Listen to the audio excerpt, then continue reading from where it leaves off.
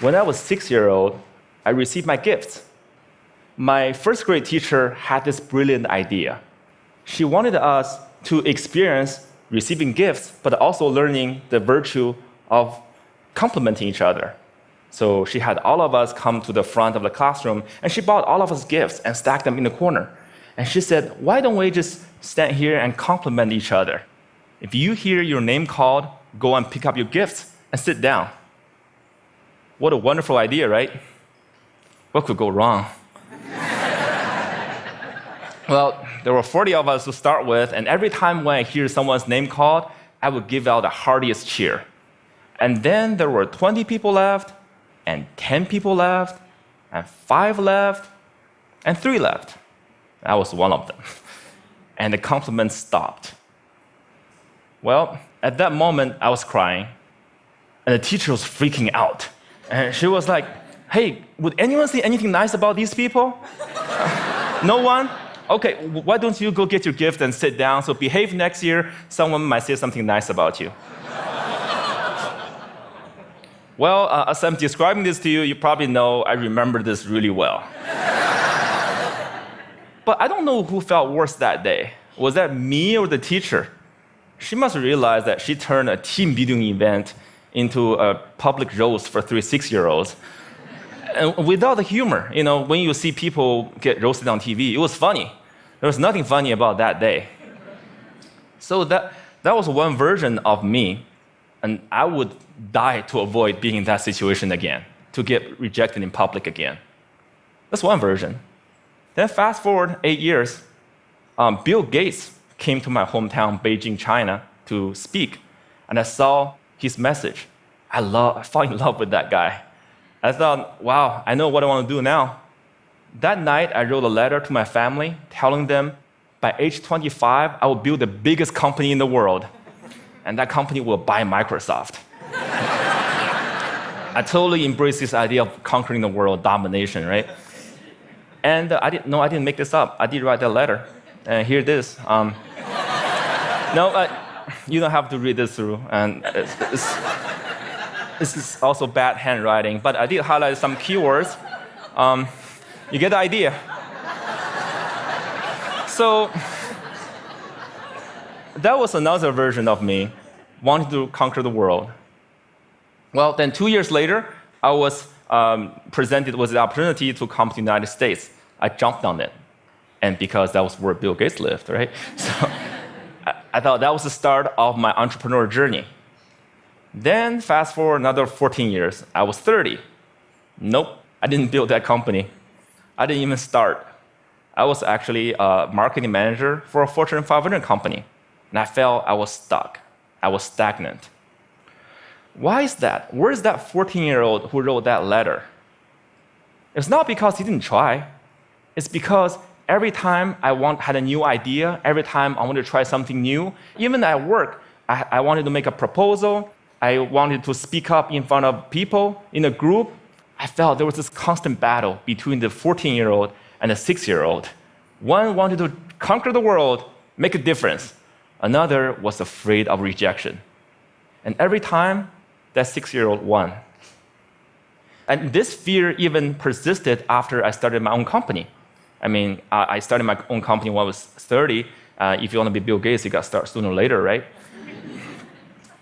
When I was an entrepreneur, I was presented with an investment opportunity. And then I was turned down.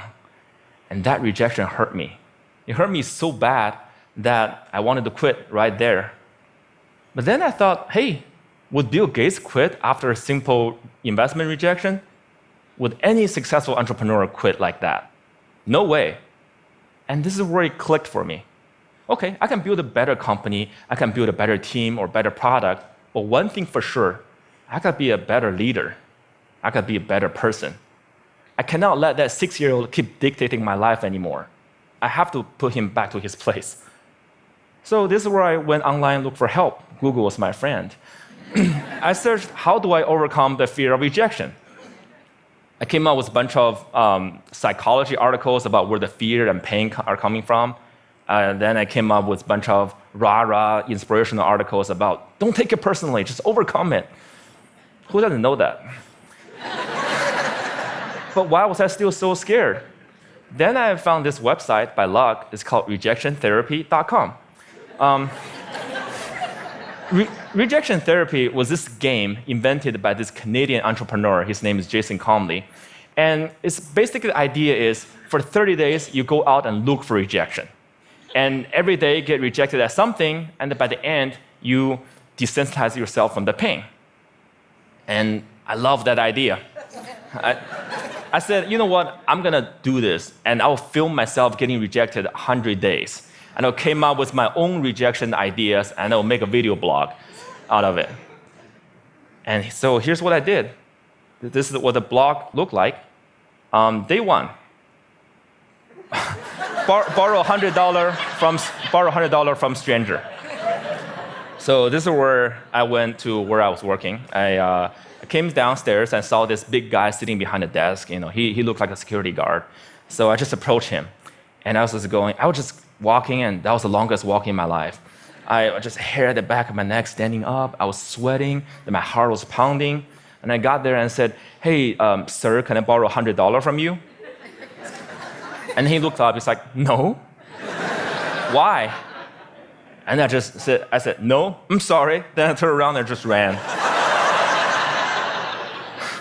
I felt so embarrassed. But because I filmed myself, so that night I was watching myself getting rejected, I just saw how scared I was. I looked like this kid in Sixth Sense. I saw dead people.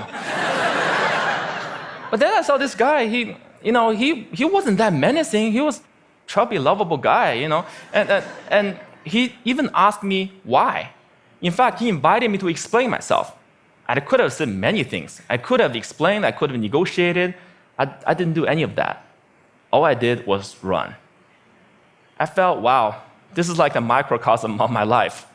Every time I feel the slightest rejection, I would just run as fast as I could. And you know what? The next day, no matter what happens, I'm not gonna run. I'll stay engaged. Day two, request a burger refill. This is where I finished, went to a burger joint, I finished lunch, and I went to the cashier and said, "Hey, can I get a burger refill?" And he was all confused. I was like, "What's a burger refill?"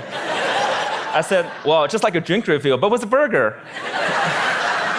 And he said, "Sorry, we don't do burger refill, man."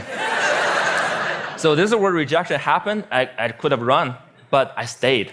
I said, "Well, I love your burger, I love your joint, and if you guys do a burger refill, I will love you guys more." And he said, "Well, okay, I'll tell my manager about it. Well, maybe we'll do it, but sorry, we can't do this today." Then I left. And by the way, I don't think they ever done burger refill. I think they're still there. But the life and death feeling I was feeling the first time was no longer there, just because I stayed engaged, because I didn't run. I said, "Wow, great, I'm already learning things." Great. And then day three, getting Olympic donuts. This is where my life was turned upside down. I went to a Krispy Kreme. It's a donut shop mainly in the southeastern part of the United States. I'm sure they have some here too. And I went in and said, "Can you make me donuts that look like Olympic symbols?" Basically, you interlink 5 donuts together.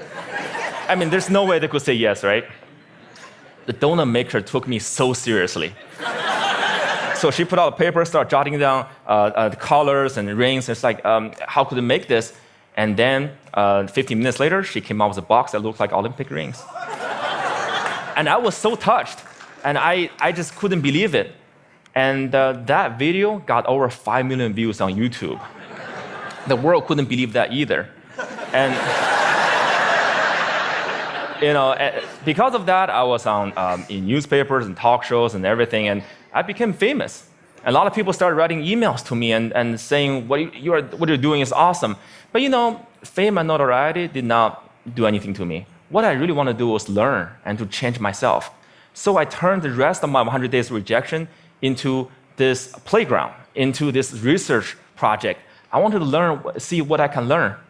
And then I learned a lot of things. I discovered so many secrets. For example, I found if I just don't run, if I got rejected, I could actually turn a no into a yes. And the magic word is why. So one day, I went to a stranger's house, I had this flower in my hand, and I said, knocked on the door, I said, "Hey, can I plant this flower in your backyard?" And he said, no. But before he could leave, I said, hey, can I know why? And he said, well, I have this dog that would dig up anything I put in the backyard. I don't want to waste your flower. If you don't do this, go across the street and talk to Connie. She loves flowers. So that's what I did. I went across and knocked on Connie's door, and she was so happy to see me. And then half an hour later, there's this flower in Connie's backyard. I'm sure it looks better now. But had I left after the initial rejection, I would have thought, well, it's because the guy didn't trust me, it's because I was crazy, because I didn't dress up well, I didn't look good. It was none of those. It was because what I offered did not fit what he wanted. And he trusted me enough to offer me a referral, using sales term. I converted that referral. Then one day, I also learned that I can actually say certain things and maximize my chance to get a yes. So for example, one day I went to a Starbucks and asked the manager, hey, can I be a Starbucks greeter? He's like, what's a Starbucks greeter? I said, do you know those Walmart greeters? You know, those people who say hi to you before you walk in the store and make sure you don't steal stuff, basically. And I want to give a Walmart experience to Starbucks customers. Well, I'm not sure that's a good thing, actually. Actually, I'm pretty sure it's a bad thing. And he was like, oh, yeah, this is how he looked. His name is Eric. He was like, I'm not sure. This is how he was hearing me. I'm not sure. Then I asked him, is that weird? He's like, yeah, it's really weird, man. But as soon as he said that, his whole demeanor changed. It's as if he's putting all the doubt on the floor. And he said, yeah, you can do this, and just don't get too weird. So for the next hour, I was the Starbucks greeter. I said hi to every customer that walked in and give them holiday cheers. By the way, I don't know what your career trajectory is. Don't be a greeter. It was really boring. But then I found I could do this because I mentioned, is that weird? I mentioned a doubt that he was having. And because I mentioned, is that weird? That means I wasn't weird. That means I was actually thinking just like him, seeing this as a weird thing. And again, I learned that if I mention some doubt people might have before I ask the question, I gain their trust. People will more likely to say yes to me. And then I learned I could fulfill my life dream by asking. You know, I came from 4 generations of teachers. And my grandma has always told me, hey, Jia, you can do anything you want, but it'd be great if you become a teacher. But I want to be an entrepreneur, so I didn't. But it has always been my dream to actually teach something. So I said, what if I just ask and teach a college class? So I lived in Austin at the time, so I went to University of Texas in Austin, knocked on professors' doors and said, can I teach your class? I didn't get anywhere the first couple times, but because I didn't run, I kept doing it, and on the 3rd try, the professor was very impressed. It's like, no one has done this before. And I came in prepared with the PowerPoints and my lesson. It's like, well, I can use this. Well, when you come back in 2 months, I'll fit you in my curriculum. And 2 months later, I was teaching a class. This is me. You probably can't see this. This is a bad picture. You know, sometimes you get rejected by lighting, you know. But when I finished teaching that class, I walked out crying because I thought I could just fulfill my life dream just by simply asking. I used to think I have to accomplish all these things, I have to be a great entrepreneur or get a PhD to teach.